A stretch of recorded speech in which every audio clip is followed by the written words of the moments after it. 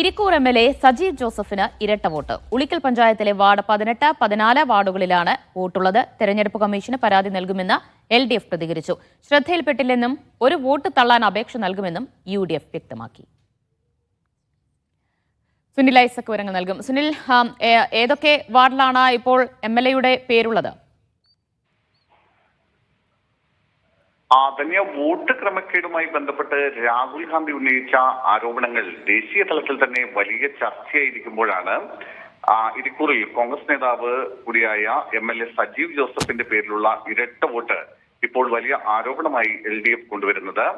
കണ്ണൂർ ഉളിക്കൽ പഞ്ചായത്തിലെ മുണ്ടാനൂരിൽ 649 ക്രമനമ്പറിൽ MLA-ക്ക് വോട്ടുണ്ട്.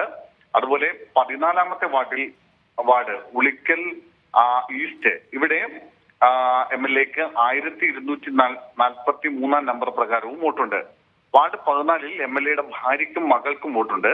എന്നാൽ 18-ൽ സജീവ് ജോസഫ് MLA-യുടെ പേരിൽ മാത്രമാണ് ഇപ്പോൾ വോട്ടർ പട്ടികയിൽ വോട്ട് കാണുന്നത്.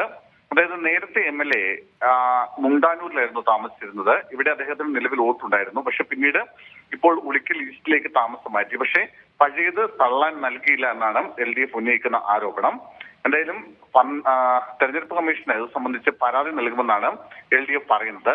എന്നാൽ ഇരട്ട വോട്ട് ശ്രദ്ധയിൽപ്പെട്ടിട്ടില്ലെന്നും MLA-യുടെ പേരിലുള്ള ഒരു വോട്ട് തള്ളാൻ അപേക്ഷ നൽകുമെന്നും UDF നേതാക്കൾ പറഞ്ഞു.